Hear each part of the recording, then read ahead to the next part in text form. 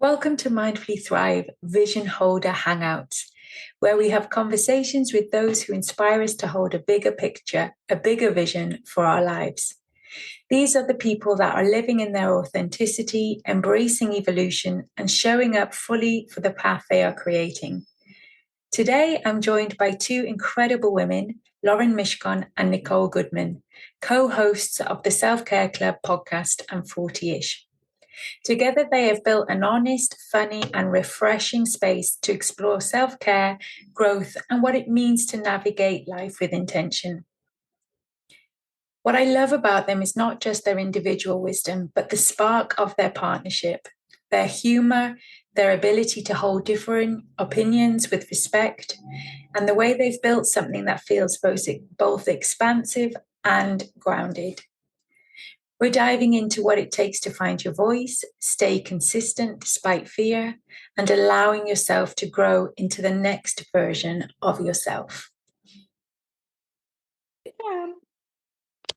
So, Lauren and Nicole, welcome to Mindfully Thrive. Thanks so much for having us. Yeah, we're just going to start with a quick question to see what does it feel like for you, the term thriving? And how has to thrive been something that you've seen in your life and evolve? So how do you see thriving? Question. It's funny. I always attach that word to it. For me, it's very aligned with motherhood because it was always, that's how you always used to talk about your child when you went to, or your baby when you went to the doctor. Yes, they're thriving, or yes, they're thriving at school, or they're thriving socially, or it was always a word attached to my kids. And they were either thriving or not thriving, depending on where they are. And I guess I've never really thought about it as an adult for myself. Am I thriving? How can I thrive better? I guess it's very aspirational, isn't it, to thrive? Yeah. Reachable and aspirational at the same time. Yeah. I also think of it in terms of a health thing. I don't know why.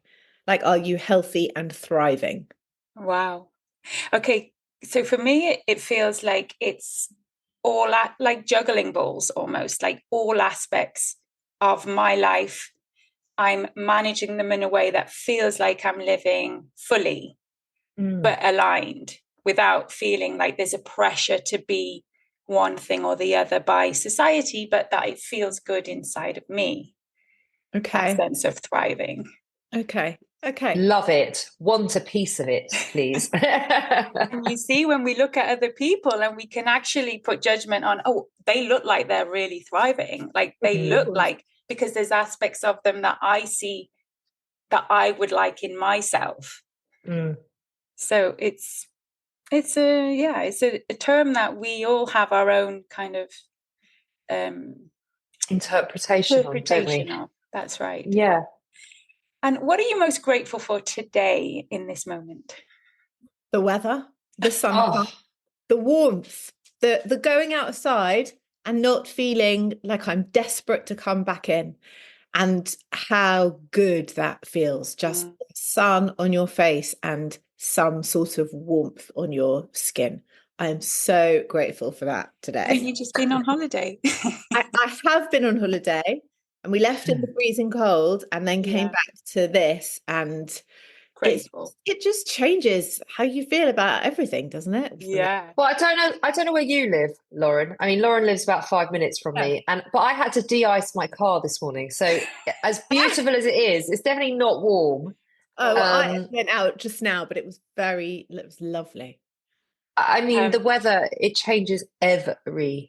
It really does. I think I'm grateful for, what am I grateful for today? I am grateful for my girlfriends because I just had the most gorgeous walk with them, and we were crying with laughter so many times that at one point we all had to stop. I thought I was going to have to go to the loo. It was just so funny. So that is what I'm grateful for this morning. The simplicities of life, basically. Yeah. Yeah. Well, that's what self-care is. That is what self-care is. Yeah.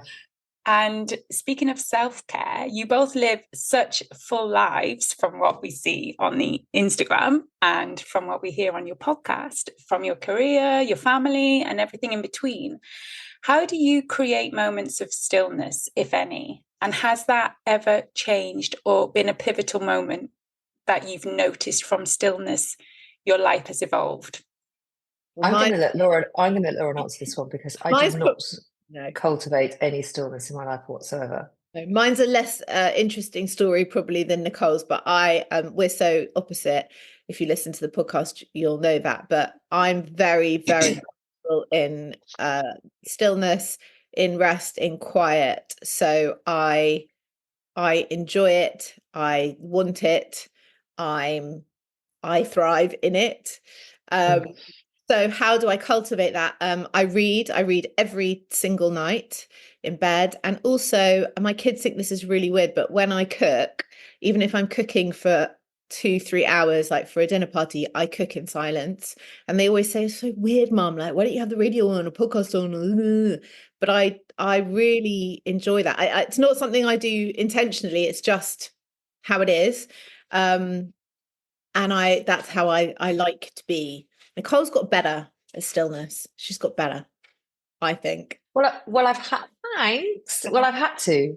My life has demanded that I get better at stillness, because I think as I've gotten older and definitely hit the perimenopause, calm felt quite far away at points, and I suddenly found myself very anxious and dealing with all of that, and it's not something I've ever had to work through. So stillness and calm, when you don't have it, you realize how much you need it.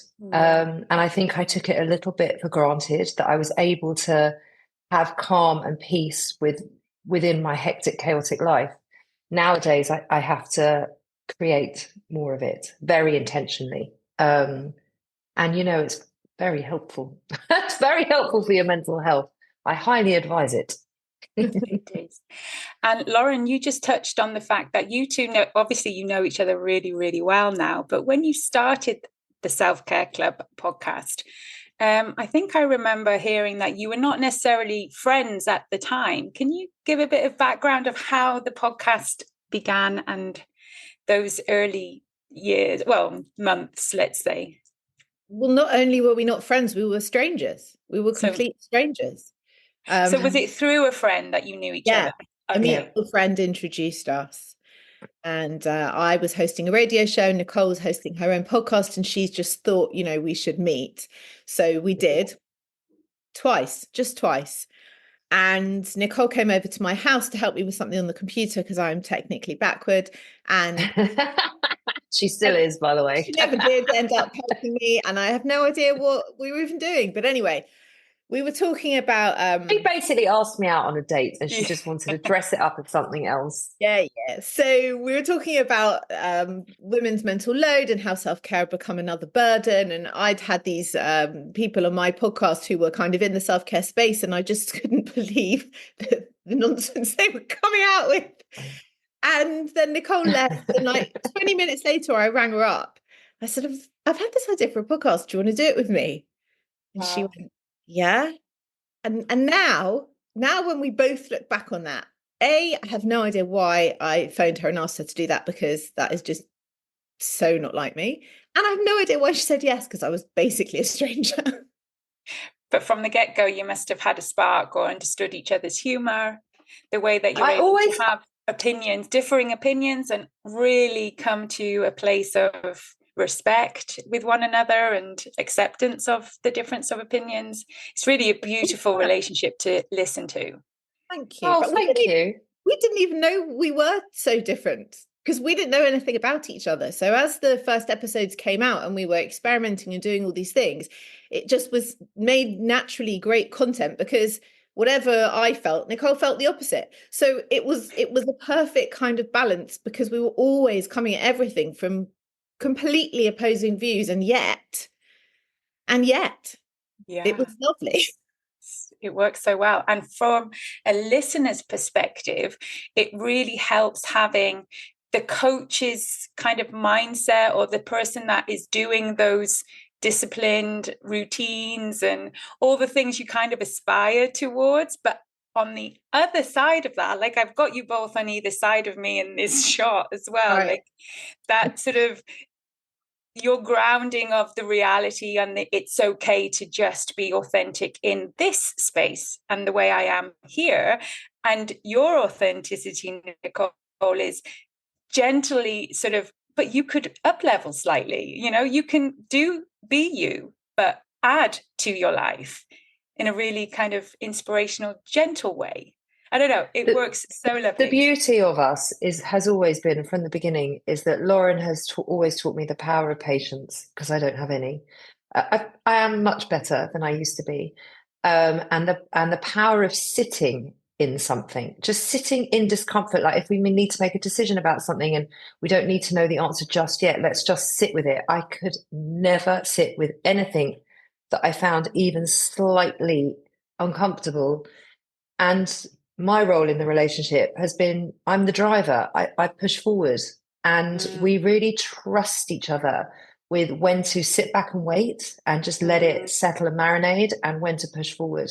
Because I never know when to sit back and wait, and Laura never knows when to push forward. So we've just kind of leaned into that with one another, and it's a really amazing balance. It's a completely coincidental, natural yin and yang. Which I do not believe in coincidences, but me yes. neither. Not really, but you know. But I just wondered, have you actually had your human designs read? Out of curiosity. No. We should do because I would say that you're probably a manifestor, Nicole, which is someone who instigates and is the driver. But then you also need someone pulling you from behind to make sure that action is done and you have that support with you. And Nicole probably really complements those aspects. So it would be curious to just see if that were the case. Not that it matters. I think I've done one, like a very quick one on the internet, you know, when you just Google it. And I think I was a generator. Is that right? Oh, really? Is there a generator? That's like me, yeah, the generator. You're meant to live your life with joy. And when you are in your joy, you light everybody else up around you. So it's important that what you're doing is something that excites you and makes you feel good. Yes, that is very true. Thanks. And there you go. Well, we don't know, but yeah, I think that resonates also. So as you were getting into it and the podcast started, the commitment is what I'm curious about. You were both working, I think, is that correct? You were working full time. You committed to, at the beginning, one podcast a week. And then it became the epilogue show that you introduced along the way. How did it feel to commit to something fully, knowing that your time and energy was already precious because of all the other commitments that you were doing? It was the easiest, most exciting time. As we launched, it was around the time of COVID. So one of our first episodes, I think, was at the end of March 2020. And we'd signed with a production company. We never actually got into the studios with the production company until July, August, was it, Lauren? Yeah. And in that time, the show, so everything stopped, everything slowed down. I had my own hairdressing business. Lauren had her own doula business. So Lauren wasn't able to assist women in birth, and I wasn't able to do anybody's hair. So we were given this gift of time, which allowed us, and everyone was looking for wellness and well-being and self-care and tools, and our show it was in a time when the podcast space wasn't what it was today. It was much easier to find your audience, and it wasn't not every genre was so saturated, and the show just kicked off, and it just had energy from the very beginning. And it did really well in COVID. It really did. We didn't do so well, but the show did very well. It did. And I was listening as I was lucky because I live in Spain, and my children were locked in the house for 6 weeks in a flat. So not even a garden for 6 weeks. We were prisoners. But I had a dog. And so I got to go out every day and walk the dog 2 or 3 times. And I would listen to your podcast. I was one of the very first listeners, from the beginning. And you would ask people to give recommendations. And I loved the dynamic conversation that you would have with your listeners. It felt like you were building a community all along because of the structure of the show also, where you would actually, I've been mentioned a couple of times, you'd involve us listeners, which felt really, really important at that time as well. So how did you... Sorry. Yeah, and I think we're just going back to your original question, like how did we find that commitment? By the time life sort of stepped up again and we were both back working, doing our previous jobs, the show was up and running. And we'd already found a really decent sized audience and we were monetizing it. So, and it was so much fun because we were sitting there, we were doing really weird stuff every week, something completely different. We still have so much fun doing it. Yeah. So it was from the joy that you were able to find the commitment. And we still do that. We still say that to each other all the time. It's like, follow the joy. If it's not making us happy, why are we doing it? Like, why we get offered some crazy and amazing things, and we got offered something recently. It was a really amazing travel opportunity, and we've sat on it. And then I came home from holiday and I said to Nicole, like, I don't want to do this. Like, why do I want to do this for a week? I mean, it'll make great content, but it's not fun. And she agreed, and we're not doing it, but follow the joy. Love that. So was there ever moments of doubt or that sense of self-sabotage? How did you, as a person evolving into a new space, because you were now occupying a different audience, you were growing publicly, how do you prepare yourself mentally to just evolve with the size of the show as the show is growing? So I would love to see myself in that space, but there's a lot of fear that keeps coming in of how am I going to up level? What's your fear? What's the specific fear? Can I manage? Can I cope with the workload? Can I commit fully to this and my audience without feeling like I might let someone down, I suppose? Or like you have to produce an episode week on week. I suppose it's like going to work, but you do. But on the other hand, if we're independent podcasters, we don't have a boss, so we're always in charge of what we do and what we don't do. And we made a decision early on that we take time off in the summer and we take time off at Christmas, and we put out old shows, and that's what we do. And that's our decision. And I think it's also easier because there's two of us, so we do have that kind of safety net and someone to bounce off, and when one is feeling despondent, the other picks the other one up. So I think I would say it is probably easier in a partnership than alone because you are completely self-reliant. So would you say you were ready, and when the show grew, you felt like it was the right next step? You just evolved with it? Yeah. I mean, I'm going to be really transparent. I don't feel like the show ever grows. I know it does, and I know that is not a reality. We are always looking to be better. We're always looking to grow. We're never at a place where we're like, oh my God, look what we've done. We just don't approach it like that. The podcast space is ever changeable, and we really you just cannot sit on your laurels. You've got to keep moving and keep being very aware of what's happening in the space. Otherwise, you become very irrelevant very quickly. So our conversations and our topics have to be, people want to listen to it, and we have to keep tuning into what people want to hear. And sometimes we get that right, and sometimes we really don't, and that really shows in our numbers. But we're always looking to, I guess, just to get better, and for the next thing. At the end of last year, we launched our second show, 40ish, in September.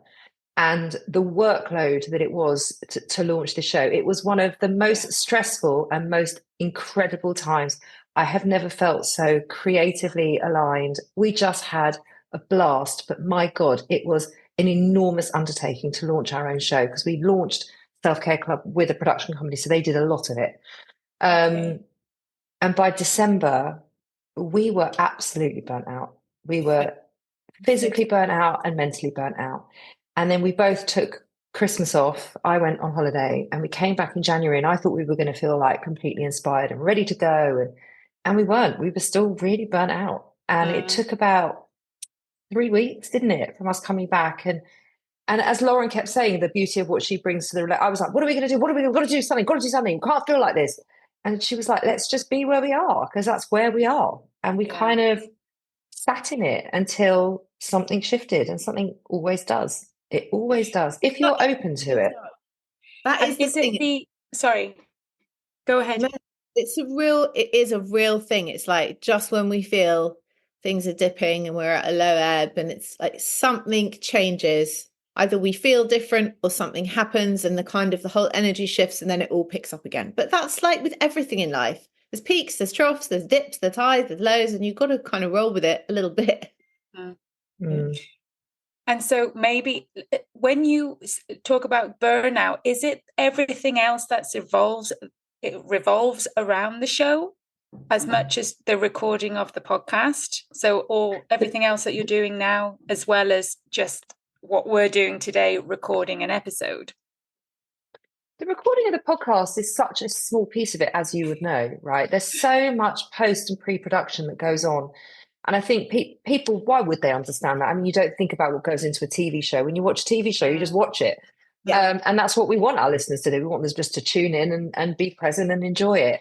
But there's so much work that goes into bringing that listener experience. And then having, I guess, the load of 2 shows rather than just one was...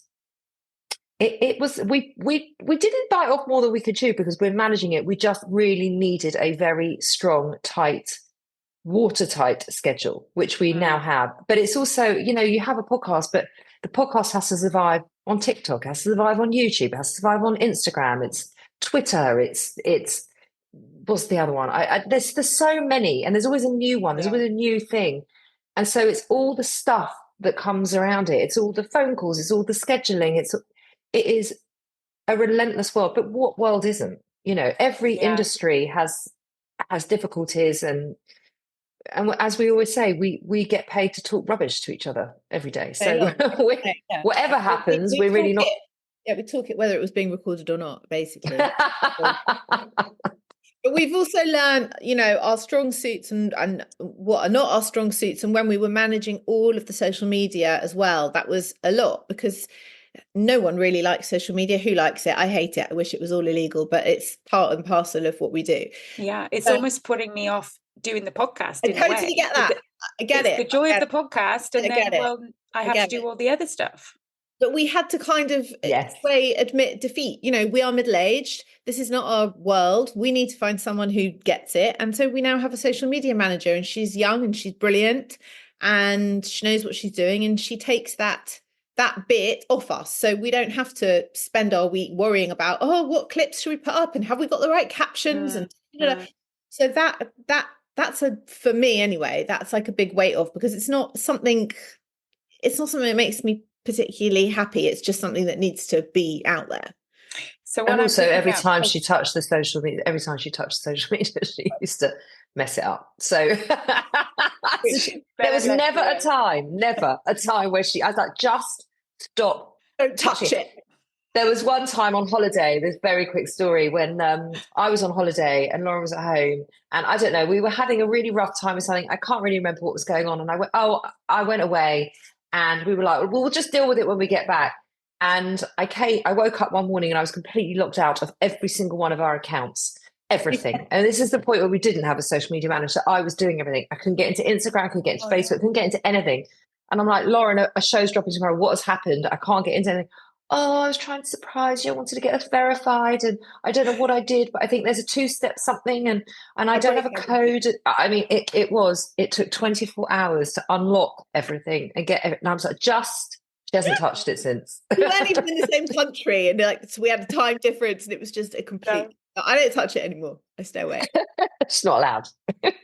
So what I'm getting from this is for myself to not necessarily think that far down the line of how, if I grow, can I manage and can all of the other aspects, which would be something that I would probably self-sabotage myself into growing the show about, if that makes sense. I'm predicting the outcome being something negative or consequential. I do that all the time. Sorry? I love to do that. That's like my hobby. But the outcome is never what you think it is. Yeah. And it never looks how you think it is. Even though you start manifesting, because we're really big into law of attraction and manifesting. But it is never quite how you envisage it. It comes, but it comes in a different way. And you have to be very open to, and listen, as the show grew, we grew. So as the show grew, we then went up to twice a week. And then and then it was growing more and more and more. And then we thought, okay, we do have time to do a second podcast. So we did, it's step by step, isn't it? Which I think is the same with everything. And you can only you only get to the place that you want to by taking the first step. And then the next step appears and you take that one, or you don't take that one. But it's a pathway, and you hope it leads you to the place that you want to get to. So this is something that kind of really resonates, because I did start Mindfully Thrive back in 2021. And interestingly, my last episode that I did in that season was the highest number of figures that I had. But I stopped. I just stopped. Oh. So there were reasons I had to move back and care for my father, who was very sick, and it just felt too overwhelming to continue something that at the time, and continues to feel like a hobby, almost selfish in a way. It's taking time away from everybody else and what they need. But it is something now that I am fiercely willing to commit to, because in that space of not continuing, I had two options. Do I take the path and come back, or do I never do this again? Or, this is the moment now where I'm really trying to up level into knowing that I can be that person who can commit and follow through and grow with a show that's growing with me without feeling overwhelmed or blocking myself because of all the good that could come out of it. I get that. I think continuity and consistency is really important. And we were told that it's like, if you release an episode once a month, it's not going to happen for you. And if you think about it, it's like, if you really enjoy like a TV show and it's on every week, that Thursday night you're watching that show and you really enjoy it. And if that show's just not on anymore, well, you're going to find another show. Yeah. And that happened with you guys. I mean, you were really my inspiration. I felt so connected to the conversation, and it did feel like it was easy. You did make it come across like this is something that I could do. I was inspired by you, but I don't think I was ready to continue to grow at that time with other. And looking back in hindsight, like everything, I probably had the perfect opportunity to do it in a way, because I took a sabbatical from my work to care for my father, and there would have been space there. But never mind, here we are. I'm back on it. I'm growing and I'm evolving and interviewing people called expanders who help me see the vision and see that it's possible. And so what do you guys feel? Who are your expanders? Who are the people that you look up to and see visions of how you use your law of attraction and how you generate your manifestations? How do you create a practice around that? So there's certain podcasts. I mean, we listen to different podcasts because, we just consume very different things. So there'll be podcasters in our space or in our category who have bigger shows. And I watch them, and they give me ideas and they inspire me. And that's huge. And I think that there's something about, rather than comparing myself to them or feeling less than, finding it an inspiration and an aspiration, rather than making it a negative thing. And we slip in and out of that because it's really easy, isn't it? We're in that medium. Everything's public. It's very easy to see, and it's everyone's highlight reel. So you're only going to see everyone's achievements and certain shows. And we know the background to certain shows. And even on social media, even though we know the background, we know what their numbers are. We still get sucked in, like, oh my God, look what they're doing. Then we have to remind ourselves, it's just a highlight reel. It doesn't mean, and we wish them success, but everyone's trying to show the whole world how brilliant they are and how well they're doing. In a very crowded space. Very crowded space. And I think you can get very caught up in that. And it's so much of it is utter rubbish. Yeah. It just is. And that's the bit that gets to me in media in general, not just podcasting, but in social media also, that nothing is really what it seems. Yeah. And I think we can read things very wrongly, and then it makes us feel bad about ourselves. So yeah, for me, it's the big boys playing in the podcast space. We're kind of like, we've got the big boys there, and we're like we're always hovering just underneath. Is that knocking on the door? Always hovering. We've got like one more floor to climb. We're not quite there. Yeah. And it feels, don't we? And it feels like the hardest floor. It's the steepest floor to climb. Penthouse suite, and it's very hard to enter. That is true. I think it's very hard to remain as authentic as you guys are as you evolve and grow. I think that's one of the pieces I want to really be fully aware of. How am I getting led into something that I lose myself or my way of doing things? How can I continue to be authentically me and grow in a space that you see maybe you don't appear to be like anyone else in that space? Look, as a consumer, and I really like Elizabeth Day. I find her very eloquent, very elegant, a beautiful writer, a beautiful speaker. So I enjoy listening to her, not always all of her guests, but what she does. And I also like Mel Robbins. I find her very inspirational, even though I'm not a motivational speaker and I don't want to be a motivational speaker. I like her story. Yeah, like it would ever happen. But I like her story and her background. And as a consumer, you can hear if someone's not being authentic. You can hear it. And for me, that's immediately off-putting. Like, I don't like the sycophantic podcasts. I don't like the ones where they're putting on a show unless it's a comedy podcast. And I think you can't fool people. You can only be who you are. And I think that people appreciate that and like it because they get it that you're being honest and they can relate to it. So we can only ever be who we are because we can't be anyone else. Yeah, it will fall down eventually anyway. Yeah. So it won't get there. And it's like it or lump it. It's like if you're not into it and you don't like what we're giving you, it's okay. I have to listen, and exactly. That's fine. We're not making you. Yeah, it's okay. Mm-hmm. And so, what's next for both of you? Have you got exciting projects? Well, domination. Well, our paperback's coming out. The paperback version of our book is coming out next week, so that's quite exciting. Have you tried this? Yes. That book. Okay, so the paperback version is launched. Oh, yes. The paperback of Have You Tried This comes out next week. So that's happening. And what else have we got going on? We've got some good shows. We want to do some live events. We just need to sort of knuckle down and figure out where, when, how. But we really want to start doing that this year. We're just kind of in the throes of bringing 40ish up and just bringing out, the best content that we possibly can. I mean, 40ish launched in September and we're now in March. Oh my God, it's been 5 months already. So we've been really playing around with the format and I think we've really got it. We've got it down now. And we're just enjoying doing it. Yeah. So, because Self-Care Club had a really clear, distinct format from the beginning. What made you evolve into 40ish as well? Then, what's the content of 40ish like for our listeners? Well, it's much naughtier, and it's much more lighthearted. I mean, Self-Care Club is quite a light, fun show most of the time, but Self-Care Club is much more informative and insightful.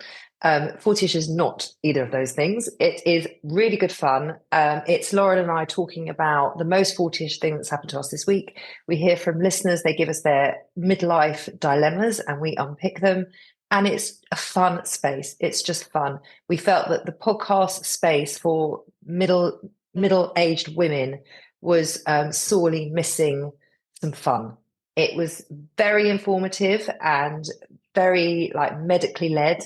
But actually, we just wanted to have a bit of a laugh. So we're kind of filling that gap Filling the gap in the podcast space. Yeah. And interestingly, we really assumed that it would be aimed at women and women would listen, but we've got so many men who like this show, and actually they message us and send us dilemmas and answer our reply on TikTok. It's really fascinating. Like, I'm amazed because they often say that podcasts hosted by two women are rarely listened to by men. Women will listen to a podcast hosted by two men. But the men are resonating with 40ish for some reason. Love that. Yeah, we're here for it. Yeah, definitely. And so, well, thank you so much for your time. Thanks for helping us. I've really enjoyed this. I feel like I have grown so much in just having you on the show already. And I can't wait to share your Self-Care Club podcast and the 40ish with my listeners. They go and find you on any podcast app. And follow you or both on Instagram. And thank you. We're everywhere. You can't miss us. No, thank you. You can't. You can't. And thank you so much for being here with me today. Such a pleasure. Thanks for having us.